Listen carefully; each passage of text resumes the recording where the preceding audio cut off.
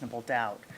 So that's the standard in which we start. There's no weighing of the evidence or determination of what evidence the defense believes is more persuasive than the other evidence. The court has to consider all of the evidence. But I want to start by talking about the corpus delicti argument. The corpus delicti only requires three things: that there be a fact of death, that there be a causal connection between the death and a criminal act, but it does not require that there be proof of causal connection between the death and the accused. And I'd cite the court to the State versus Meyer case, which is 37 Washington 2nd, 759. And then more recent cases, which is State versus Angelo at 148 Washington App 642. And an unpublished case from 2021, State versus Guadardo at 18 Washington App 1001. And reading from the Guadardo case, which again is in 2021, the court says specifically, the corpus delicti rule does not require proof of a causal relation between the death and the accused, and it cites the Lung case. It also says that rather the evidence must show that the death was caused by someone's criminal act. Again, we assume the truth of the state's evidence and all reasonable inferences drawn therefrom. Here, what we're talking about is that there's clearly evidence of a crime, both of the death as well as a causal connection with a criminal act, because Dr. Clark made the determination with no information at all about Defendant Rankin's involvement or his statement. He concluded that Mr. Ellis died from hypoxia due to physical restraint, and he declared the case a homicide. That's sufficient to establish corpus delicti under the case law. Now, the Attend case, which defense cited in their brief and talked about during argument, is distinguishable because there was no evidence from the medical examiner that the baby was necessarily the victim of a homicide or died from a homicidal act. Rather, the medical examiner couldn't determine what the cause of death was and said it could be SIDS or it could be manual interference with the breathing. So the issue was, in that situation where you can't even say a criminal act occurred, you can't just have the evidence of the defendant's statement. But again, as I just said, here we have independent evidence of that based on the autopsy and the determination by Dr. Clark that Mr. Ellis died from homicidal violence. And again, we don't have to prove beyond a reasonable doubt with respect to corpus delicti. We only need to show there has to be prima facie evidence of the crime. So shifting now to the arguments that were made by defendants Burbank and Collins. First of all, they argue that there was no unlawful contact with respect to Mr. Ellis. And again, as I said, and I understand the court expressed some views about the state's evidence a couple of days ago, but at this juncture, the court is not supposed to be weighing the evidence or determining the credibility of the witnesses. Rather, the court's supposed to decide the case or decide this issue when you consider the facts in the light most favorable to the state. Here, the state has put on three eyewitnesses, Ms. McDowell, Mr. Keon Lowry, and Mr. Seth Cowden, all of whom testify that they saw this incident from the beginning, that when they saw Mr. Ellis, he was on the he was on the sidewalk, that he was walking when it appeared that he was called over to the police car. When they saw it, importantly, all three of those witnesses say that the police officers were in the car. And the fact that they were in the car, I think, is persuasive evidence that they witnessed this event from the beginning.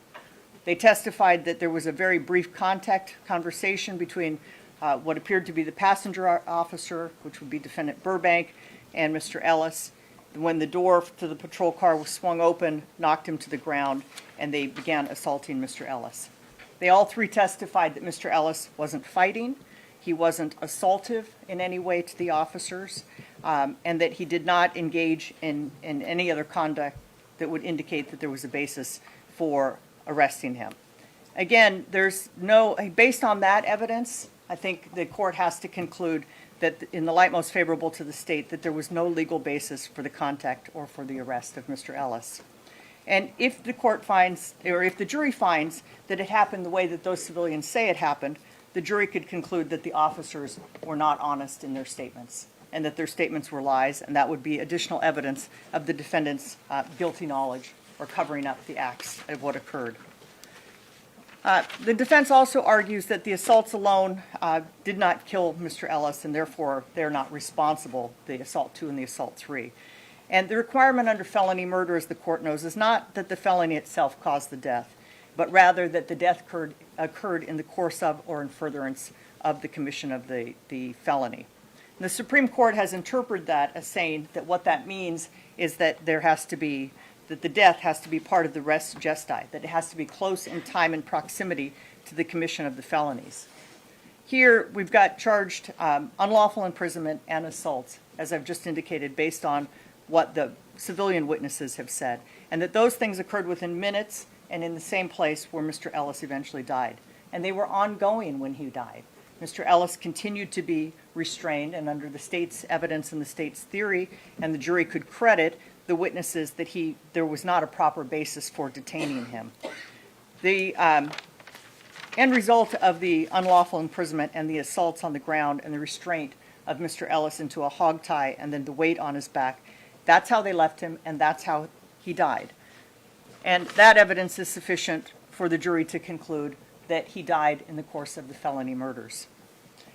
The final issue I want to address is just with respect to the claims of the issue with respect to proximate cause.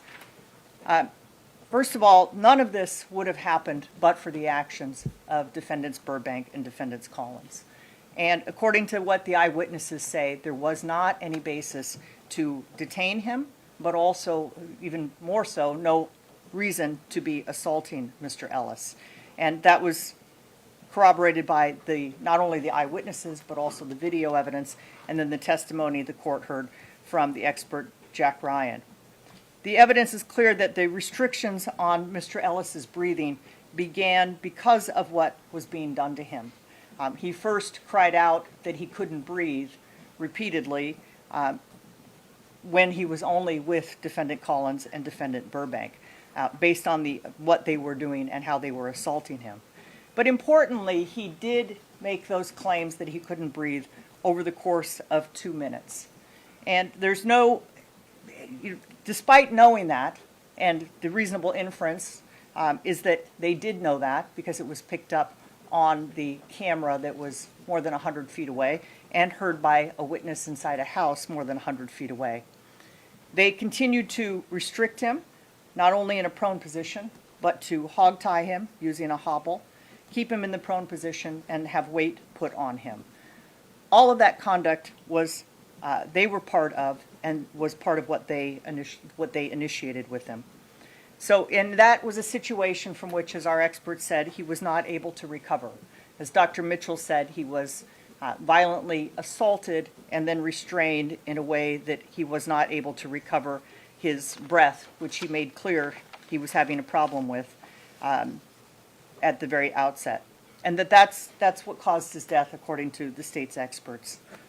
Now, the question is then whether or not defendant Rankin's actions were a superseding cause. And I would suggest to the court that they're not, for 2 reasons. And I know this is some of what was argued before at the NAPSTAD. But the superseding cause instruction doesn't require that they have knowledge of the specific outcome, but rather we only have to show that the actions or the outcome was in the field of danger. And that the general field is apparent here to defendants Collins and Burbank, and the continued restraint of Mr. Ellis, because the facts show that they were aware through Mr. Ellis's statements that he couldn't breathe, that he remained in a prone position, that they were trained and aware that that position caused the potential for someone to suffer from positional asphyxiation or to die.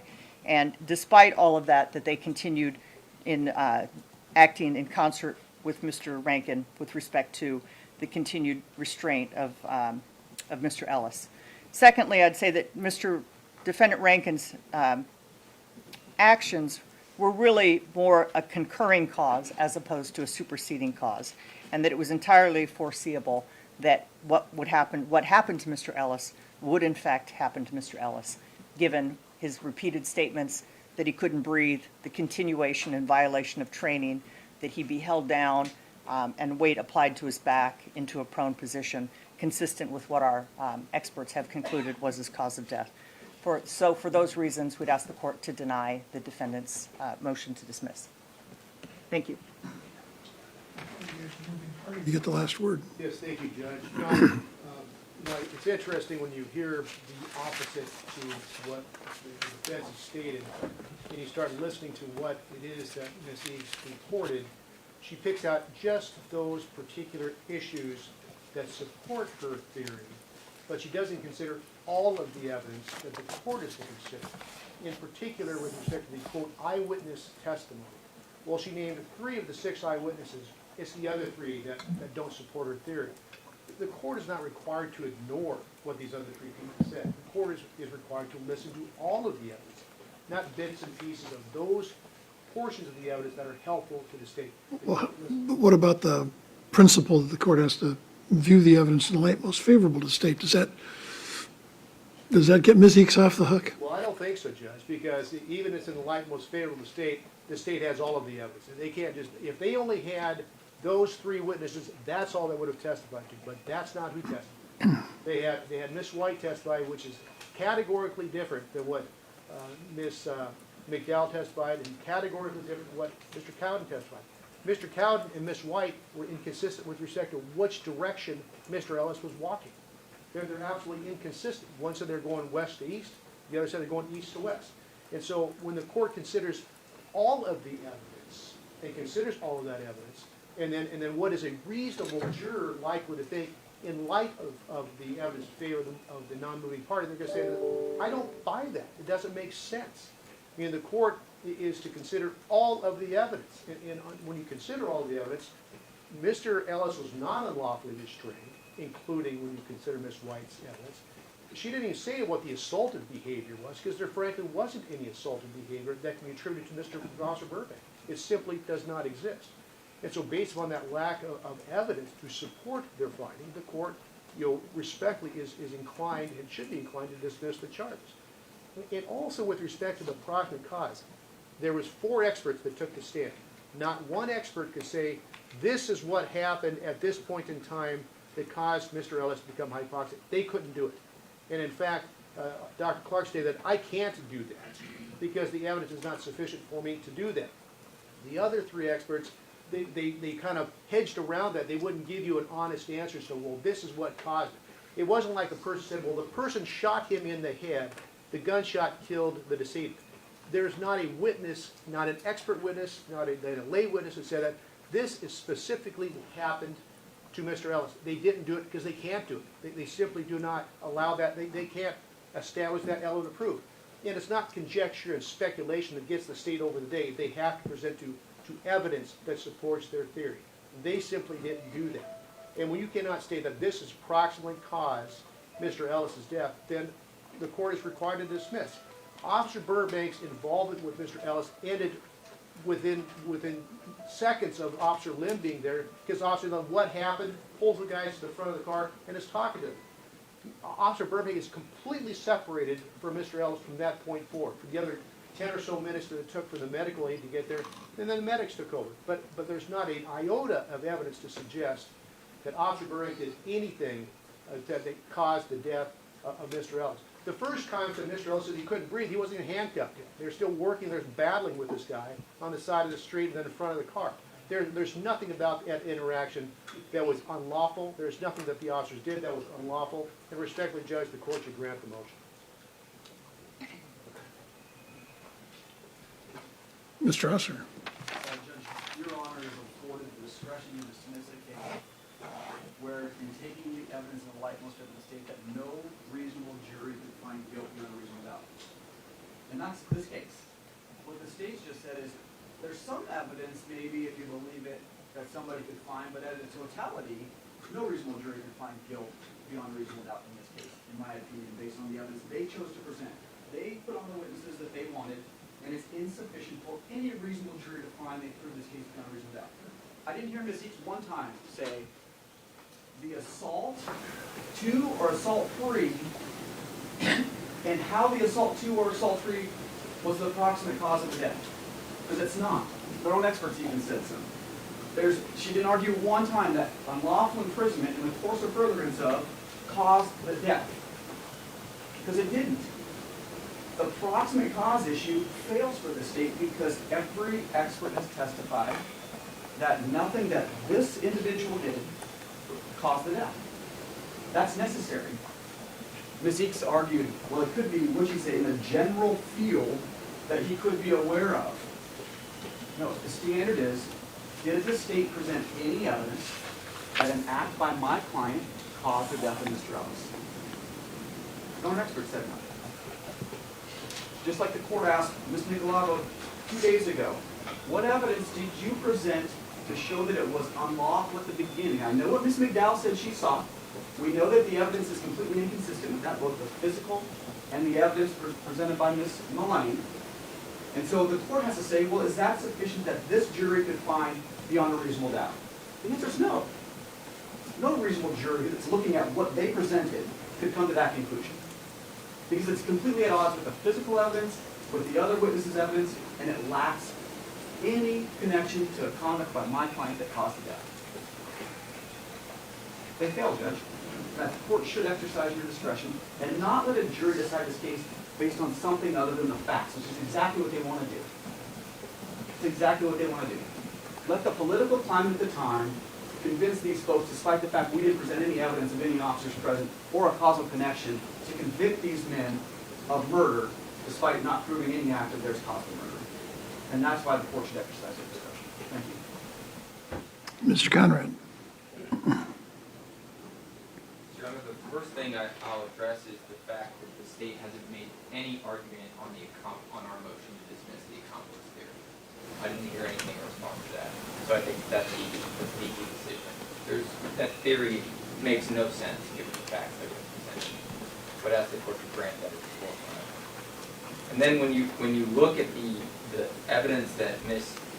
Eakes is saying suggested some corroborating evidence, and I think that the idea again behind corpus delicti is, number one, you have to take away the defendant's statements out of the equation, and then what are you left with? And Ms. Eakes says, well, you're left with Dr. Clark's autopsy findings.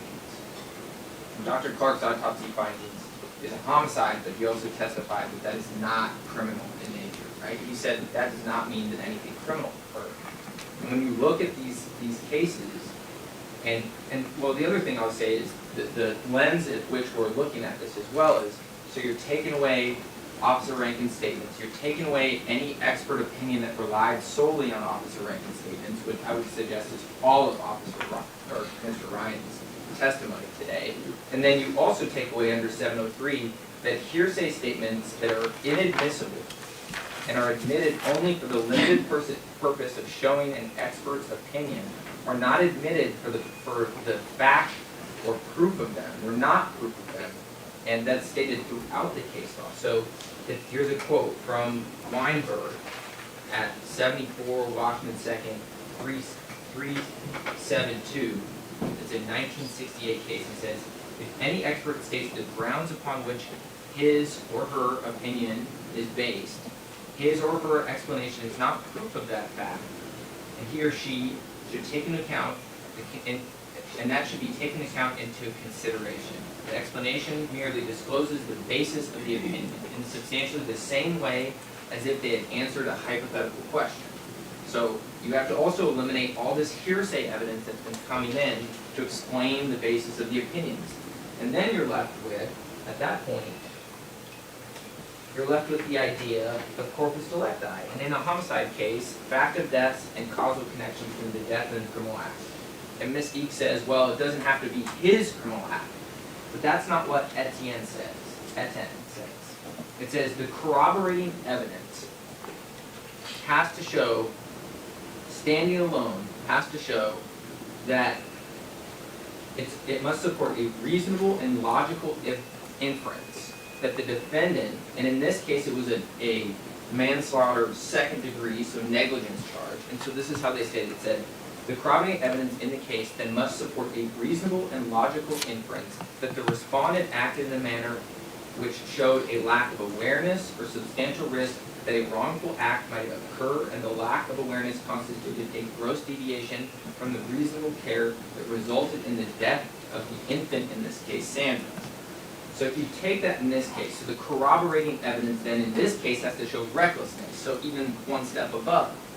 And so you're looking at the corroborating evidence outside the hearsay statements, outside of what the admission and statements of Officer Rankin were. And what are we left with? Well, you're left with Dr. Clark saying, and I just pulled up the transcript, he says, the other things are not likely to totally cut off breathing. But if I'm put in a position of having to choose which of those various components is the most important in terms of coming to the conclusion about the cause of death, I have a hard time doing that. I can't really point to one of them as being the incriminating event. And when you look again at the corpus delicti case law, and it says, if it's just so easy that it's non-criminal in nature or criminal in nature, and you can't point to a specific fact, and you have a non-anatomical finding, there is no corroborating evidence. And what is the corroborating evidence aside from the hearsay statements, aside from the statement of our client that shows recklessness? I just don't see it. So,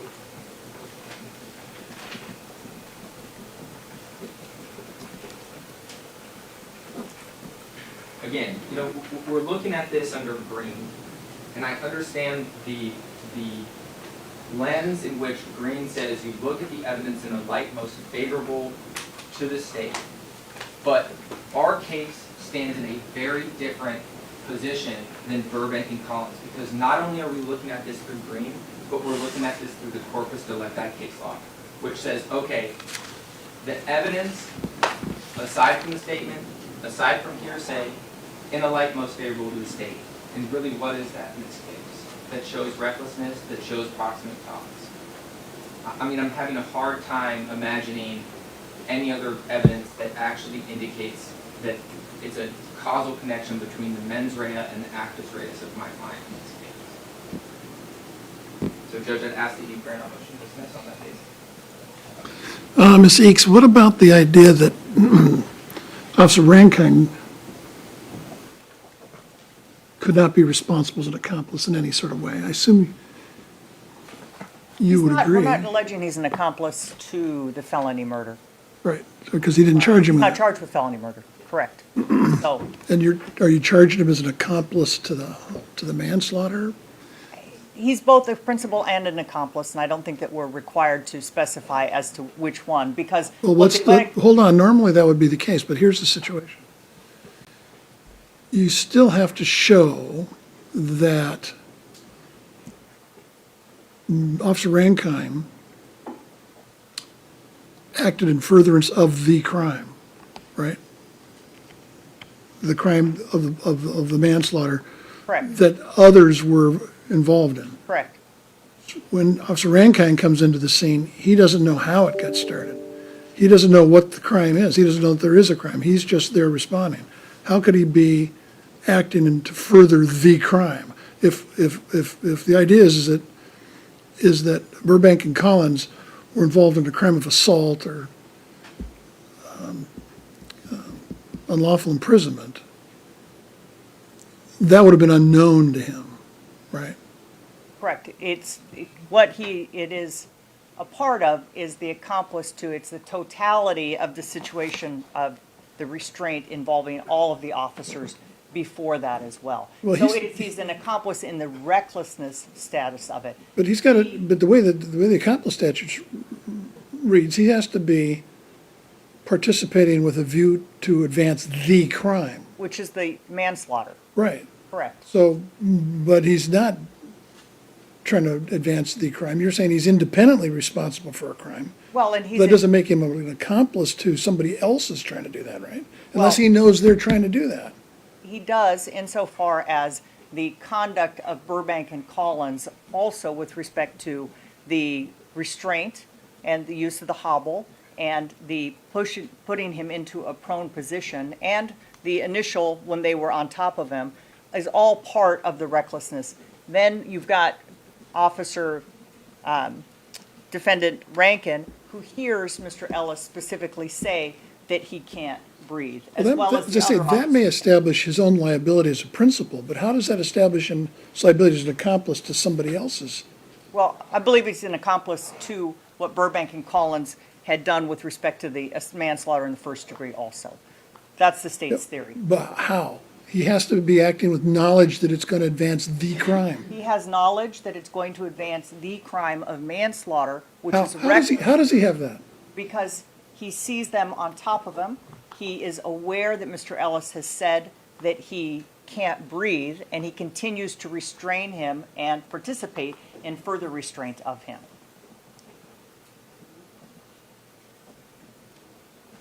And Judge, the other thing that we're forgetting again when we're talking about this is take out Officer Rankin's statement. I understand that's a big part of your position here, Mr. Let's have Conrad. the accomplice discussion. Take out his statement and tell us how he's an accomplice in this scenario. Well, my view is put a statement in and you still can't figure out an accomplice liability for it. Agreed. We can do that in the instructions, but I don't think there's any, in dealing with the instructions on the to convict instruction and so on. There might be a basis for an accomplice instruction regarding Burbank and Collins. I will deny the motions, and I guess the thing is I do see that there's enough information here to believe that, with respect to Officer Rankine, there is a corpus delicti, independent of his statements in terms of the whole process. He came upon a scene that he certainly knew a circumstance existed as to Mr. Ellis. This seems to be clear from everything that we've learned, that he was there as part of a process to restrain Mr. Ellis. And of course, Mr. Ellis did pass away. He did pass away by the state's theory because of that restraint. So I don't know that there's a corpus delicti problem. The state has got a very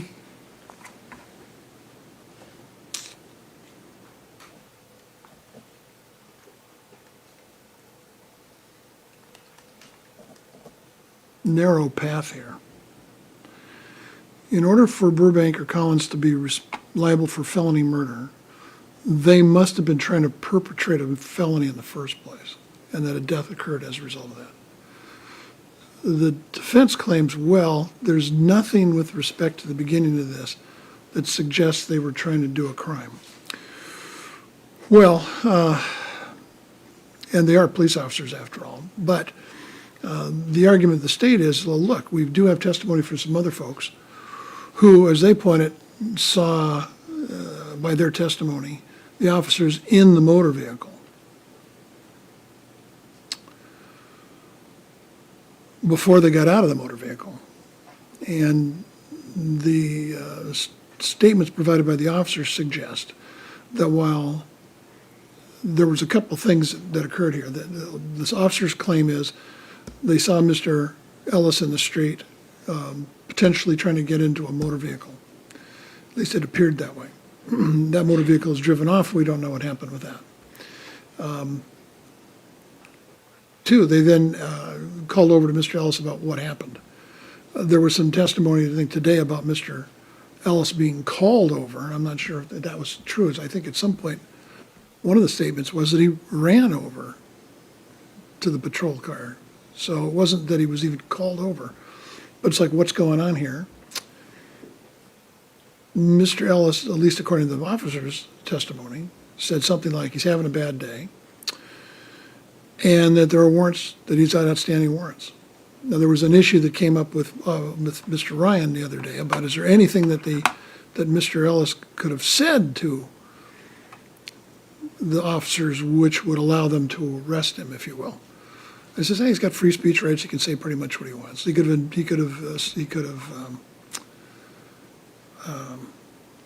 insulted the officers, and that's not a basis to have him arrested.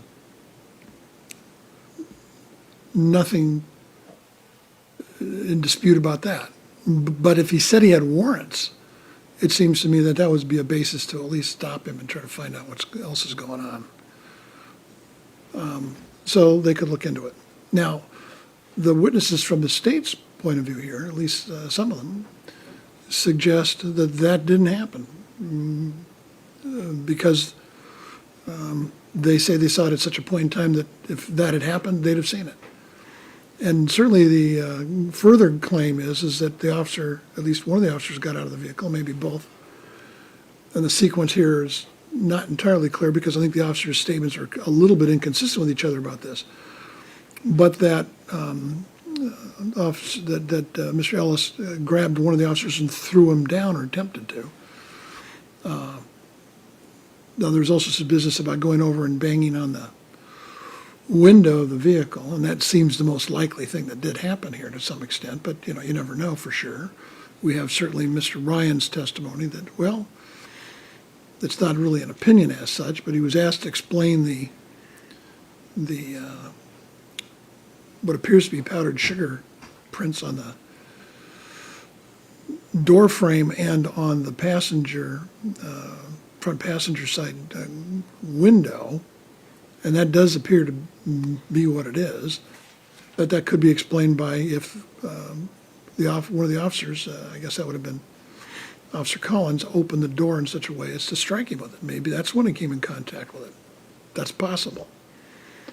Again, the court has to view these things in the light most favorable to the state. So the beginning of this, how this started, has two very different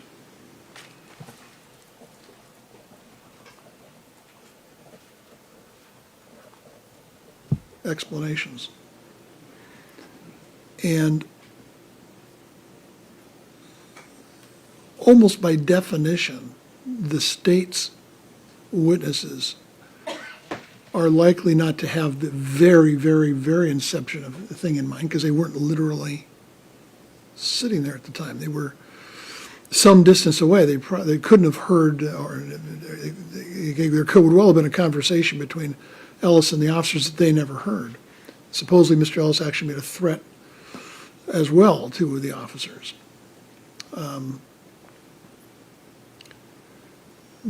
But that's in some dispute. So then the issue is, and what has always seemed a little odd about all this really is, how did this get started? The state's theory in so many words is that since it appeared that the officers were acting towards Mr. Ellis for no apparent reason whatsoever,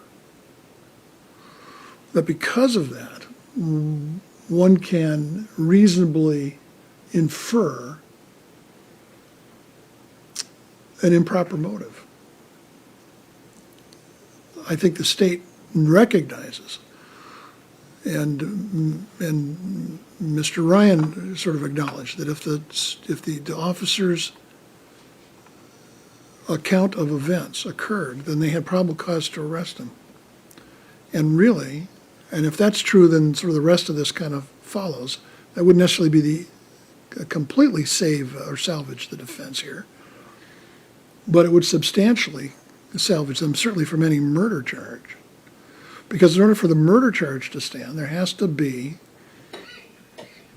since the state is not alleging an intent to kill Mr. Ellis, and since the state is not alleging that the actions of officers Burbank and Collins in fact did cause his death sort of directly, they have to claim, as they have, that it was an outcome of another crime, and that other crime is they have selected as assault 2 or assault 3, and or unlawful imprisonment. So in order for the jury to find these defendants guilty of murder, they have to find that that was one of those crimes was animating their actions at all. By the state's own witness, if they were animated by Mr. Ellis's conduct in either assaulting them or otherwise, such that they had probable cause to arrest him, and he resisted that, then there's no underlying felony, and therefore there can't be a homicide. It can't be a murder, let's put it that way.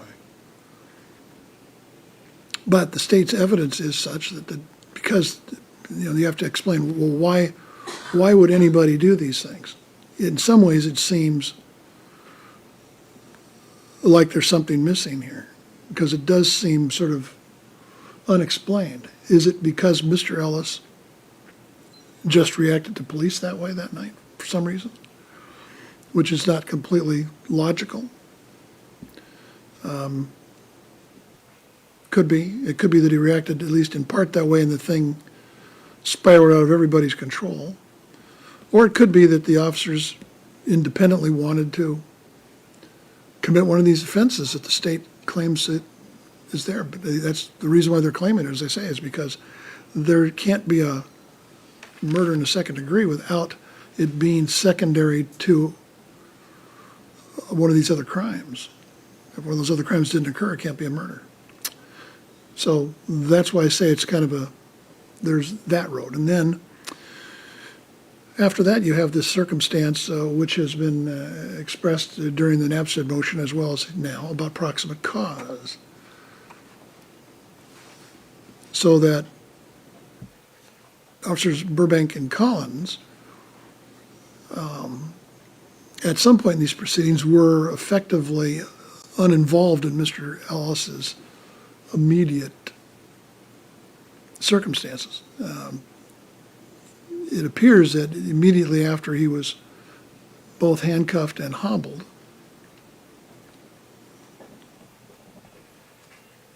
that they stepped away from their care of Mr. Ellis. The state claims through Mr. Ryan that they're still responsible for his care, and so therefore they were responsible for watching him too. And of course, there's evidence to suggest that there were other officers involved at that point, and they were effectively removed, and the scene was now taken over by other officers, which, if true, would mean that at least the supervision part of this would not be on them. The other part of that, in terms of proximate causes, as we talked about during the Napstead motion, is that proximate causes ordinarily, not always, but ordinarily with something that we leave to a trier of fact, the jury. And I told my story of a case that I had some years ago, and the issue had come up at a very sort of late point in the trial, just as we were about to give instructions, and it hadn't come up sooner, which may sound strange, but nevertheless. And in that case, the person had been very badly beaten by the defendants. There was not much doubt about that. The defendant was, the deceased was not killed by that assault, at least immediately. He was then transported for medical care. He was in a coma, remained in a coma until his death. That at some point in his treatment, he was taken to a different location. So he was no longer in a hospital as such, but he was in a specialized treatment facility which could care for him in a coma. They had to, because he was in a coma, they had to provide for his breathing and also for his feeding. And so there was a feeding tube. The feeding tube got misplaced at some point. That caused the feeding materials to get into the body cavity of the deceased. He developed peritonitis, and he also developed pneumonia, which had to do with the breathing things, I suppose, as well. And an issue was, did the defendants cause the death, or was it caused by the healthcare providers? It's a complicated problem. I think I told you at the time, my sort of very quick research on the matter, which I did not have a lot of time to look at, was I found a Colorado case, I believe it was, that suggested that if it was mere negligence that followed afterwards in the care of the deceased, that the person that put the deceased in that circumstance would have to be still responsible because mere negligence could be predicted, and therefore a foreseeable risk of having assaulted the person in the first place. And they wouldn't be off the hook. And but if it was gross negligence, then that would constitute an intervening cause. Well, I don't think the Washington courts have adopted that particular approach to things. So that's not exactly the law. I think, cite for you before, State versus Little, which was 57 Washington 2nd 516. As far as I know, that's still basically good law, but it has to do with this kind of thing and supervening death and causes and so on. And in that case, it said the quality of medical care administered to the victim has no bearing on the guilt or innocence of the accused in a criminal homicide case. This is not to say, of course, that an unforeseeable intervening cause would not excuse the accused from legal responsibility. Malpractice with respect to the original injury or wound is no defense, whereas malpractice resulting in new and different injuries, which prove fatal, would be a defense. And which it is in this case, I suppose, is a matter of some opinion. So the state's got to weave its way through the original intent to commit a crime by Burbank and Collins, and then it's got to show that what happened to him was a foreseeable risk of the initial misconduct, if that's, if the jury finds that.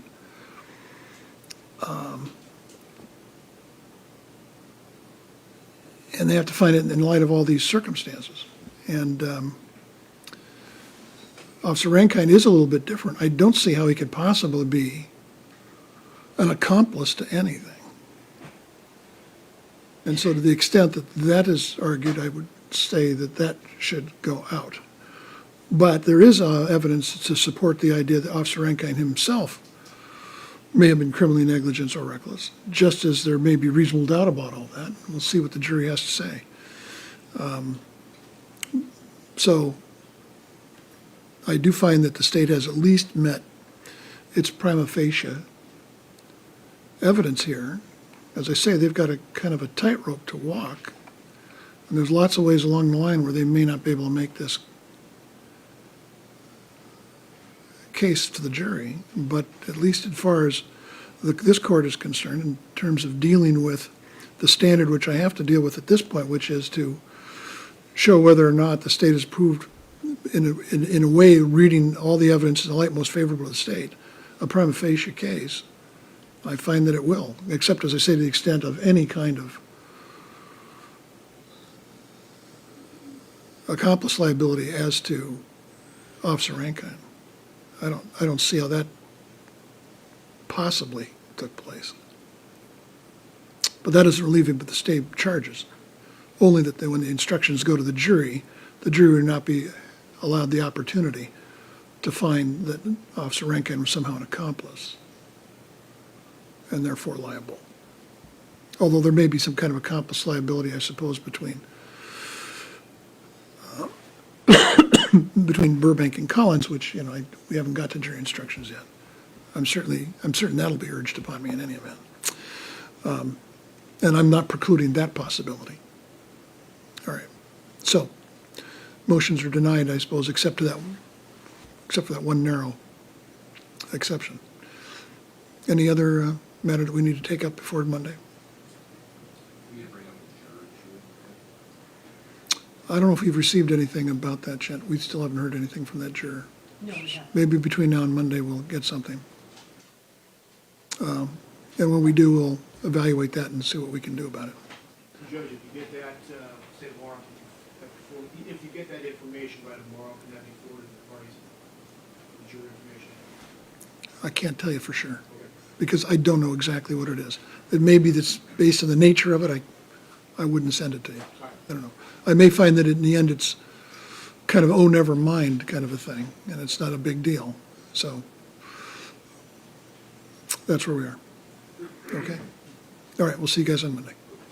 Oh, sorry. So Yeah. in terms of presenting the defense's case, I just want to make sure that we're all on the same page. I guess my understanding is that so we're trying to coordinate witnesses, and obviously there are witnesses that Officer Rankin wants, witnesses that Officer Burbank wants, and witnesses that Officer Collins wants. So we may just be calling and we're trying to fill up court days here as well.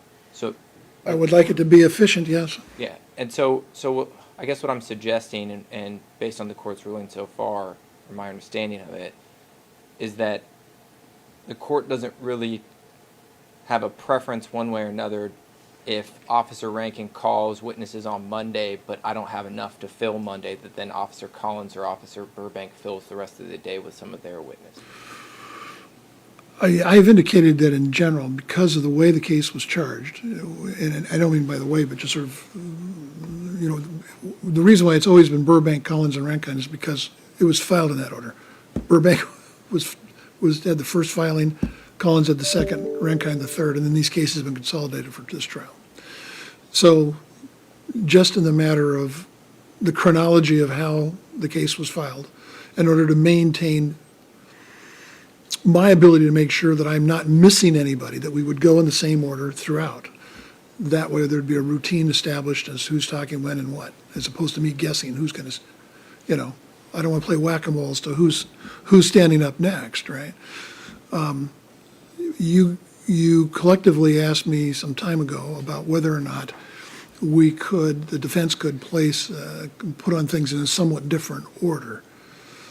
And I guess I said something along the lines of, as long as you are organized about this in a way that makes sense to me, I don't want this, I would like to sort of keep that same order in the absence of any other deal. But if you guys need to call witnesses in a different sequence, and it's a way that all the defendants agree upon, then I'm perfectly flexible with respect to that. I do want to make sure that the courtroom days are full to the extent possible, and it would be appropriate if the presentation is made in a way that is, and I assume the defense would want this too on some level, that it's coherent to the jury.